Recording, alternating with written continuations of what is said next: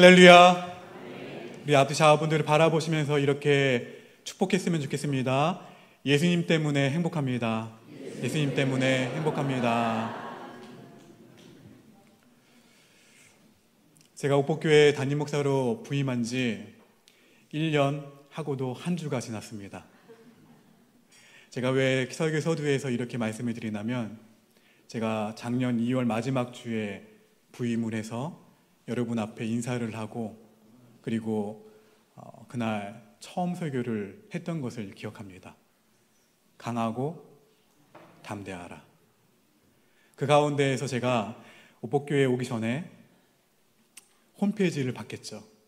홈페이지를 보면서 올라온 사진들을 보면서, 그리고 이곳에 와서는 주보를 보고, 또 지나간 자료들의 사진들을 보고, 또 오기 전에는 사실 아직도 이런 모습으로 그대로 계시구나, 또 어떤 분들은 내가 모르는 분들인데 이제 가면은 뵙겠구나 하는 기대와 설레임, 그것으로 기도하는 가운데 이곳에 오게 되었고, 그리고 사진에 본 그대로 아름다우시더라고요, 다들. 그리고 제가 기억한 그대로셨고, 그리고 감사했어요. 제가 지금 20년 전이 아니네요. 한 해가 지났으니까 21년 전에 배웠던 그 젊었던 그 모습들은 조금 사라졌다 하더라도, 그 가운데에서 제가 기억하고 있는 여러분의 그 따스한 모습이 그대로 남아 계시더라고요. 그 가운데 지금 리아가 이제 저기에서 예배를 드리잖아요. 리아를 보면서도 저 유모차에 앉아가지고 얼마 전에는 예배가 끝나고 기가 막히게 축도할 때 깨더라고요. 근데 지금은 좀 컸다고 계속 옹알이를 하잖아요. 그래서 지금은 또 저기 잠옷실로 갔네요. 예배 방해될까봐. 그리고 이 앞에서 찬양했던 담비는 어느새 또 결혼을 하고 또 임신을 해가지고 배가 불러가지고 저 잠옷실에 앉아서 예배를 드리고 있고, 제가 왜 이야기를 말씀드리냐면, 보고 싶었다는 말, 그리고 그리웠다는 말이 다시 한번 해드리고 싶었어요. 제가 고민하고 기도했던 제목들은 하나님이 다 이루어주셨어요.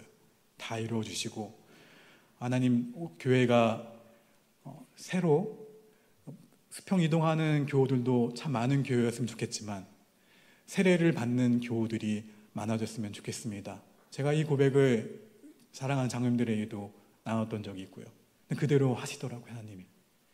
부족하지만 기도하는 가운데 나아갈 때 하나님이 부어주시는 그 은혜와 사랑으로 교우들을 섬기게 해달라고 그대로 행하셨고, 바쁜 일정이었지만 그 가운데에서 여러분 구역을 신방을 하게 되었고, 그리고 그 가운데에서 여러분과 함께 많은 예배와 사역들을 놓아가면서, 태신자 초청주의를 할 때는 어땠나요? 내심 몇 명이나 올까? 처음 오랜만에 하는 건데 작정한 대로 오게 될까 했지만, 그 가운데에서 작년의 새 가족들은 누구를 만나게 될까 하는 기대감과 기도하는 가운데 있었는데, 옆에 보십시오. 새 가족들이 계시잖아요. 우리가 기도하면서 기다렸던 새 가족들이에요. 옆에 보실까요? 어디 계시나요? 다? 찾아보세요. 다 계세요, 지금 곳곳에. 여러분, 올 한 해도 기대합니다. 올 한 해도 우리에게 붙여주실 아름다운 그 영혼들, 우리가 영원히 바라봐야 될 그 영혼들을 기대합니다. 그리고 그 가운데에서 여러분 한 분 한 분을 제가 다시 처음 마음을 갖고 사랑하기로 결심합니다. 저도 많이 사랑해 주세요. 자, 여러분은 지금까지 살아오시면서 많은 고난을 경험하셨을 거예요. 더불어서 지금까지 살아오시면서 고난과 달리 풍성한 하나님의 은혜도 경험하셨을 거예요. 사도 바울은 이것을 두고 예수 그리스도 안에 있는 비밀이라고 고백했습니다. 우리가 예수님만을 의지하고 예수님께 기도하는 것이 얼마나 귀한 것임을 알 때까지는 얼마나 힘들어했나요? 많이 힘들고 많이 지치고 많이 포기하며 내 인생이 내 손 안에 있지 않구나 깨달았을 것입니다. 이것을 깨달을 때까지 아픔이 있었어요. 이것을 깨달을 때까지 상실을 거쳐야 했습니다. 그런데 이렇게 체험으로 좋게 변하는 사람들이 있는 반면에 이러한 체험 때문에 불행으로 자신의 삶을 몰고 가는 사람들 또한 있어요. 같은 체험이지만 반응하는 것이 다르다는 것이죠. 하나님은 이스라엘 백성들을 40년 동안 광야에 두시면서 이것저것 간섭하셨어요. 인간에게 있어서 간섭함을 당한다? 마음대로 못 먹고 마음대로 거하지 못하는 것만큼 불편한 것은 없습니다. 하나님은 이스라엘 백성들에게 이렇게 하신 목적이 이것이라고 말씀하셨어요. 마태복음 4장 4절 말씀 읽어봅니다. 시작.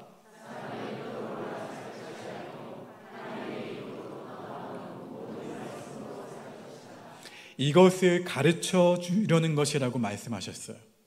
이렇게 작은 결론, 작은 체험 하나가 이스라엘 백성들이 건너지 못할 요단강을 건너게 했고, 무너뜨리지 못할 여리고성을 무너뜨리게 했고, 이기지 못할 가나안 땅의 적을 이기게 했으며, 누리지 못할 가나안의 축복을 누리게 했다는 것을 우리는 기억해야 합니다. 사람이 떡으로만 살 것이 아니요 하나님의 말씀으로 살 것이다. 이 한 가지가 이스라엘 백성의 미래를 결정한 거예요. 이스라엘이 하나님의 말씀에 따르기로 결단한 거예요. 다윗도 마찬가지였습니다. 체험한 후에 변화가 있었어요. 다윗이 골리앗을 이기고 승리했을 때보다도, 이스라엘 백성의 사랑을 받았을 때보다도 더 결정적인 체험이 있었어요. 하나님이 다윗을 축복하고 다윗을 위로하며 함께 해주신 모든 것을 어떻게 합니까? 지난주 말씀을 드렸죠. 하나씩 제거하셨어요. 정말로 다윗의 인생이 광야가 된 거예요. 다윗은 인생에서 풍성하다고 생각했던 것들이 모두 떨어져 나가자 미칠 것 같았어요. 미친 척 하지 않으면 살아갈 수 없을 정도로 힘든 상황 가운데에서 다윗이 무엇을 한 줄 아십니까? 무엇을 했을까요? 기도를 했어요. 하나님을 바라본 것입니다. 시편에 다윗의 노래가 많은 것도 바로 이 이유 때문에 그래요. 다윗은 인생의 모든 것은 나에게 있는 것이 아니다. 나를 즐겁게 해주고 나를 지지해주는 사람들에게 있는 것이 아니다. 이 모든 일의 배후에는 누가 계시다? 하나님이 계시다. 이것을 깨달은 거예요. 하나님은 우리에게도 동일하게 이러한 훈련을 시키십니다. 우리에게 정말 거룩한 소명자가 되라고, 복의 근원이 되라고 훈련시키시는 것이지만 그 훈련의 과정은 참 힘들어요. 그리고 그 과정을 통해 우리가 점진적으로 누구를 닮아가게 하시는 거예요? 예수님을 닮아가도록 하시는 거예요. 이것을 신학적인 용어로 무엇이라고 합니까? 성화라고 하죠. 성화. 그런데 하나님이 체험을 주셔도 변화가 되지 않은 사람이 있어요. 사랑하는 성도 여러분, 신앙생활을 하시면서 성장과 성숙의 변화를 누릴 수 있는 저와 여러분 모두가 되시기를 주의 이름으로 축원합니다.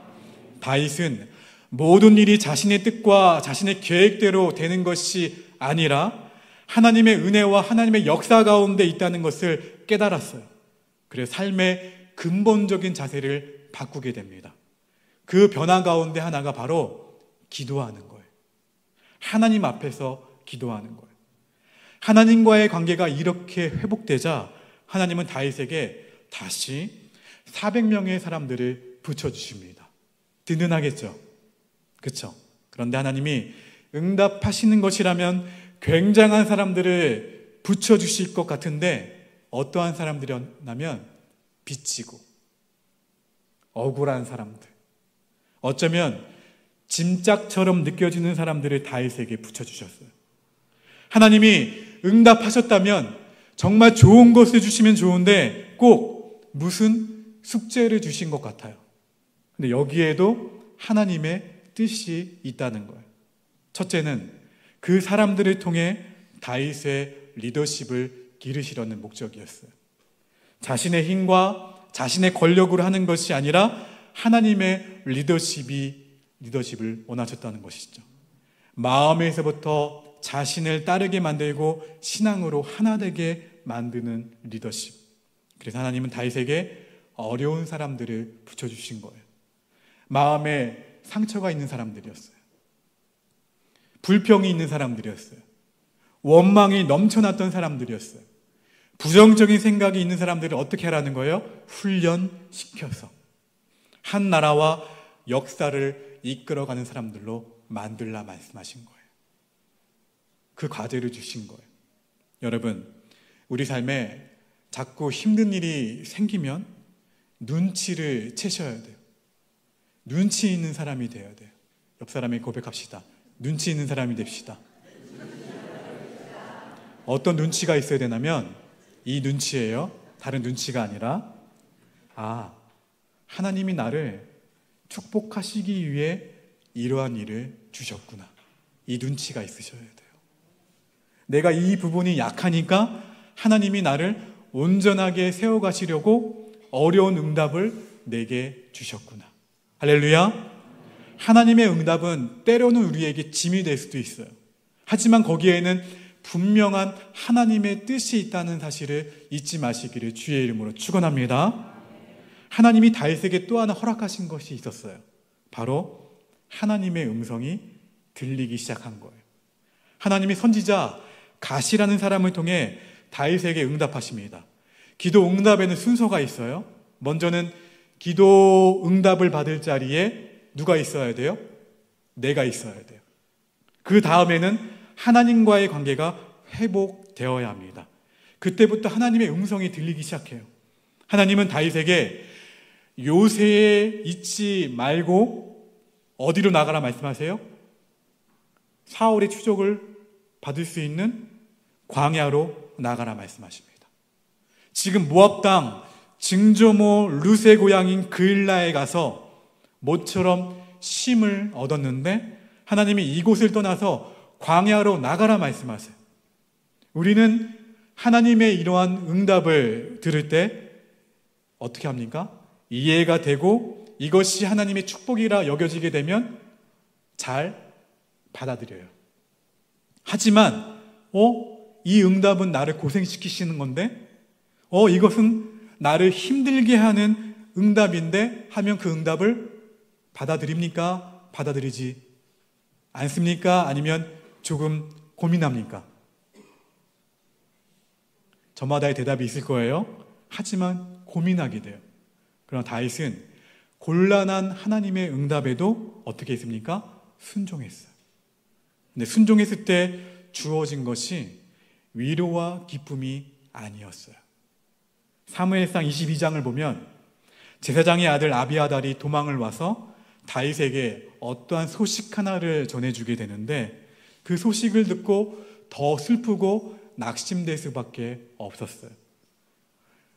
다윗, 당신이 지나간 노비라는 땅에 당신을 도와준 노백성의 어린아이까지 싹 다 죽었습니다. 다윗을 도와준, 당신을 도와준 그 제사장들까지 사울이 다 죽였습니다. 이 말만 듣게 된 거예요. 우리가 신앙생활을 하다가 지칠 때가 바로 이러한 상황일 때예요.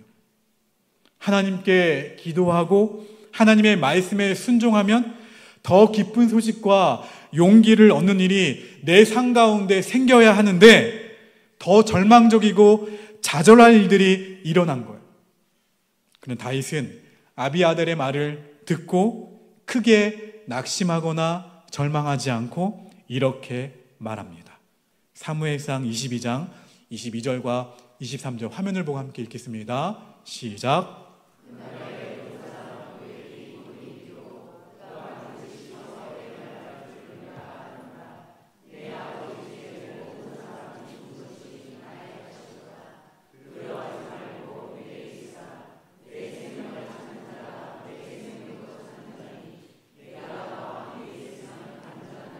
할렐루야. 하나님이 다윗에게 그 일을 감당할 만한 무엇을 주신 거예요? 담대함을 주신 거예요. 그래서 이렇게 대답할 수 있었던 거예요. 여러분, 하나님이 주시는 응답은 어려운 시련도 이길 수 있고 극복할 수 있는 힘과 지혜와 능력을 주신다는 사실을 믿으시기를 주의 이름으로 축원합니다. 오늘 말씀을 묵상하면서 제 삶을 돌아보았어요. 이 설교를 준비하면서 그때 다윗을 인도하신 것처럼 하나님은 나를 인도하셨구나. 이 은혜를 깨달을 수가 있었습니다. 여러분, 생명을 잃어버리지 않으면 아직 기회가 있는 거예요. 혹 생명을 잃어버렸다 할지라도 더 귀중한 십자가 그 구원의 생명을 누리고 있다면 그 생명을 잃어버린 아픔도 그렇게 큰 것이 아니라는 거예요. 그래서 우리는 이렇게 고백하잖아요. 예수님 때문에 행복합니다. 예수님 한 분이면 충분합니다. 여러분, 다윗의 이 담대한 대답 이후에 하나님의 테스트가 따르는데 그일라 지방의 블레셋 군대가 와서 1년 동안 농사 지은 것을 싹 다 가지고 가버렸어요. 그 지역의 사람들은 허무와 탄식 가운데 울부짖으며 다윗에게 도움을 요청합니다. 사실 그 백성은 누가 지켜야 돼요? 사울 왕이 지켜야 하는데 사울 왕이 지키지 못하니까 다윗에게 도움을 요청한 거예요. 생각해 볼까요? 조금 전에 노비라는 지역의 사람들과 제사장이 누구 때문에 죽었다는 이야기를 듣게 됩니까? 다윗 때문에 죽게 되었다는 이야기를 들었어요. 이 이야기를 들었던 사람이라면, 대부분의 사람들이라면 마음 가운데 분노가 일어났을 거예요. 그리고 나는 쓸모가 없는 사람인가? 느낄 텐데 오히려 나에게 도움을 구한다면 아직 내가 쓸모가 있구나 하면서 바로 그 요청이 어떻게 합니까? 바로 응답하면서 달려나갔을 거예요. 그렇죠? 그런데 오늘 본문을 유심히 보면 다윗은 자기 마음대로 결정하지 않아요. 그리고 누구에게 물어봅니까? 하나님께 물어봐요. 본문 2절에서도 그리고 4절에서도 뭐라고 물어봅니까? 여호와께 묻자와 이르되 여호와께 다시 묻자온대. 다윗은 바로 달려나가고 싶은 마음이 있었지만 다윗을 따르는 400명의 사람들은 어떻게 합니까? 만류하죠. 뭐라고 만류합니까? 빚지고 억울하고 원통했던 그 사람들은 인생에서 성공이라는 것을 한 번도 경험하지 못한 사람들이었어요. 죽기 전에 다윗에게 붙어서 살아볼까 했는데 막상 전쟁을 해야 한다고 하니까 겁이 난 거예요. 다윗에게 그들이 뭐라고 이야기를 하냐면 본문 3절입니다. 3절 말씀 읽어봅니다. 시작.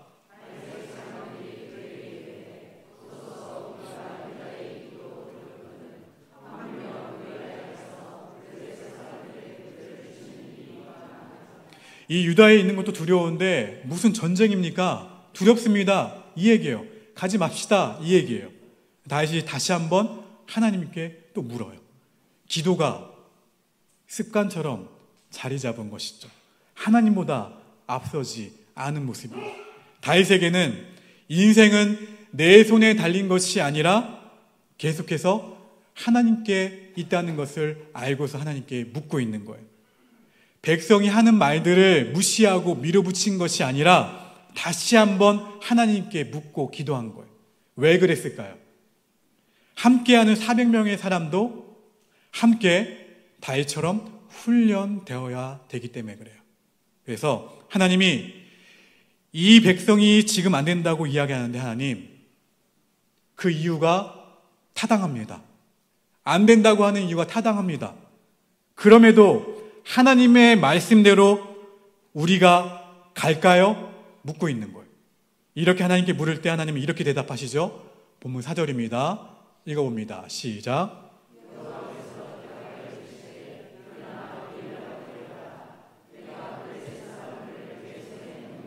할렐루야. 그래서 다윗과 다윗의 사람들은 하나님의 말씀에 두려움에 떨던 그 마음이 사라지고 용기를 얻어서 가게 된 거예요. 사랑하는 성도 여러분, 우리는 무슨 일이든지 기도하며 주님의 응답을 먼저 받고 도움을 구하는 것이 중요합니다. 열심히 살아가는 것도 중요하지만 주님의 뜻대로 살아가는 것이 훨씬 더 지혜로운 거예요.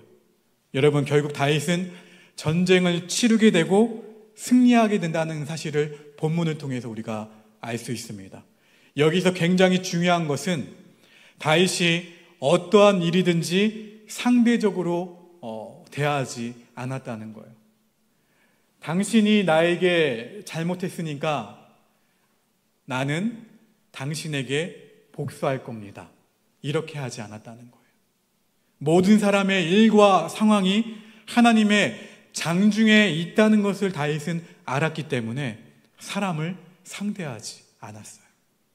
다윗은 적에 대해서 보복심이나 분노로 대하지도 않았어요. 다윗과 함께 했던 400명의 사람도 마찬가지였습니다. 그들의 마음 가운데에는 한이 있었죠. 한. 하지만 그 한을 통해 내 인생이 내 손에 있는 것이 아니구나, 하나님이 허락하지 않으시면 무엇이든지 이루어질 수가 없구나, 이 점을 깨닫게 된 거예요. 다윗이 시므이에게 조롱과 저주를 받을 때 아비새라는 사람이 이렇게 다윗에게 말하죠. 저 사람을 제가 죽일까요? 그러자 다윗은 뭐라고 말합니까? 하나님이 하신 것이니 그냥 두라 이야기합니다. 그리고 다윗이 다윗성을 떠나 도망칠 때에도 제사장들이 법궤를 가지고 나오니까 뭐라고 다윗이 말을 하냐면 그만두고 이곳에 있으라. 하나님이 다시 허락하실 때 내가 다시 이곳에 와서 법궤를 보겠다 이야기합니다. 무슨 말입니까? 따라합시다. 모든 것이 하나님께 달려있다고 믿는 고백이며 인생의 결론이다. 할렐루야. 모든 것이 하나님께 달려있고 그렇게 믿는 고백이며 인생의 결론을 다윗이 실천한 거예요. 여러분, 인생이 억울하고 분통하면 기도해야 합니다. 기도밖에 없어요. 다윗은 삶의 주인이신 하나님 앞에 묻고 기도했어요. 다윗은 인생에 지식도 지혜도 사람도 다 경험해 보았지만 그 일을 주관하시는 하나님의 뜻을 모르기 때문에 실패했다는 것을 알았어요. 그래서 다윗은 그일라 성에 가거나 혹은 가지 않거나 자신의 힘이 있거나 없거나 상대하게 되는 적이 크거나 작거나 그것이 문제가 아니라 하나님의 뜻이 어디 있는지가 중요하다는 것을 알았다는 거예요. 그러나 사울은 늘 해답이 자신에게 있었어요. 사울은 정말 똑똑한 사람이었습니다. 인생이 어떻게 돌아가는지 잘 알았고 실제로 맞는 것도 참 많았어요. 그러나 궁극적으로 하나님을 인생의 중심에 모신 것이 아니라 어떻게 합니까? 밀어내요. 밀어내고 인생의 중심에 사울은 내가 와요. 내가 결정하고 내가 다 해요. 이것이 하나님이 원하시는 뜻이겠지 하면서 사울은 그랬어요. 그런데 결국 하나님께 버림받았습니다. 잘 되는 것 같지만 결국 사망의 길로 갈 수밖에 없었던 것이 사울 왕의 길이었어요. 우리는 사울처럼 될지 안 될지를 스스로 판단하곤 합니다. 그러면 인생은 새로운 것이 없어요. 변화 없이 그 수준에서 끝이 나고 말아요. 믿음이 없이는 새로운 미래를 열어갈 수 없습니다. 환경을 딛고 일어서서 그 너머에 있는 하나님의 거룩하고 놀라운 축복을 바라보지 못하게 된다는 거예요. 그래서 억지로라도 기도할 수밖에 없는 상황이 인간적으로 바라보게 되면 참 불쌍하죠. 기도밖에 할 수 없구나. 참 비참해 보여요. 근데 영적으로 바라보게 되면 복된 것임을 믿으시기를 주의 이름으로 축원합니다. 기도할 수밖에 없는 상황이 복이 있는 상황이에요. 주님이 인생의 한계를 넘어서서 축복으로 인도해 주시기 때문입니다. 다윗이 그렇게 하나님의 뜻을 구할 때 마침내 하나님이 가라고 말씀하세요. 하나님께 순종할 때 주시는 축복은 승리인 것을 믿으시기를 축원합니다. 그런데 승리가 끝이 아니에요. 그 다음이 더 중요해요. 다윗은 그일라성을 생명을 걸고 지켰으니 좀 쉬어도 될 텐데, 그때도 뭐라고 얘기하냐면 이렇게 하나님께 물어요. 하나님, 제가 이 성에 거하리이까? 하나님의 목적은 이스라엘의 백성이 고생했으니 쉬게 하는 것이 아니었어요. 하나님의 목적은 다윗 왕조를 만들고 하나님의 백성으로 훈련시키시는 것이 하나님의 목적이었어요. 하나님은 첫 전투에서 승리하게 하신 것이 목적이셨던 것입니다. 그래서 그들에게 하나님의 말씀을 믿고 우리가 나아갈 때 승리할 수 있구나. 내가 하나님께 기도하며 나아갈 때 우리가 승리할 수 있구나. 전쟁의 승리가 하나님께 달려 있구나. 이런 확신을 주신 거예요. 그 후에도 다윗은 여러 가지 문제에 직면하게 됩니다.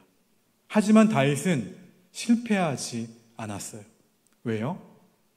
이 한 가지를 지키고 행했기 때문에. 따라합시다. 하나님께 물었다. 하나님께 먼저 기도했다. 할렐루야. 하나님은 그들을 더 힘든 곳으로 가게 하셨어요. 그들 속에 굉장히 또한 중요한 결론을 주셨죠.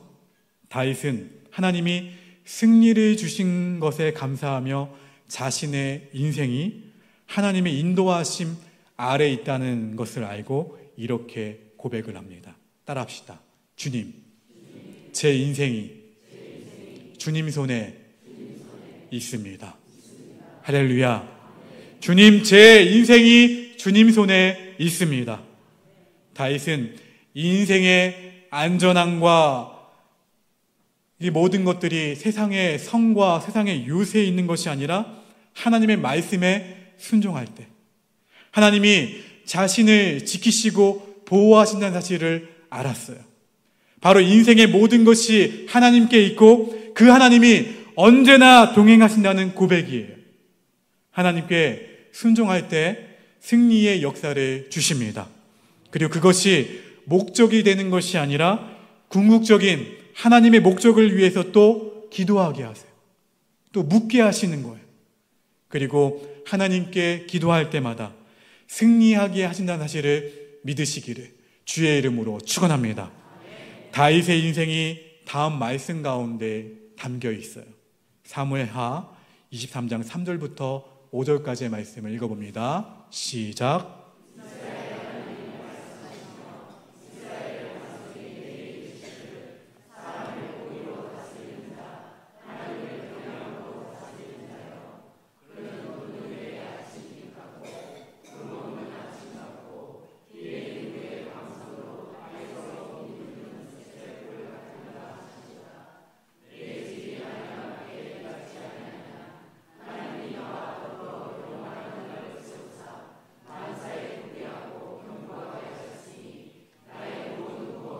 나의 모든 소원을 어찌 이루지 아니하시랴. 할렐루야.